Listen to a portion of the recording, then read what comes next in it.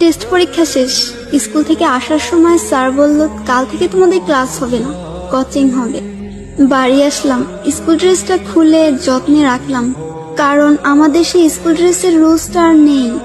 এখন যে যার মতো স্কুল ড্রেস পরলেও চলবে, না পরলেও চলবে।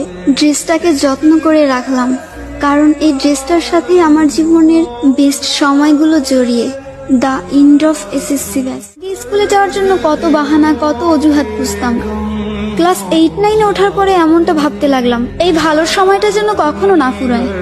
স্কুল থেকে যখন একসাথে বাসায় ফিরতাম, শেষ হয়ে যেত রাস্তা, কিন্তু ফুরতো না আমাদের কথা। সাক্ষী ছিল লাস্ট বেঞ্চ, সাক্ষী ছিল রাস্তা, আমাদের ফেলে আসা হাজারো রূপকথা। ফাইনালি চলে আসলো বিদায়ের সময়। স্কুলে প্রথম দিনটা আর শেষ দিনটা একই ছিল। চোখে জল ফেলেছিলাম 2 দিনই, কিন্তু কারণটা ছিল একেবারে আলাদা। একটা যাবার আনন্দ আর একটা বিদায়ের ব্যথা।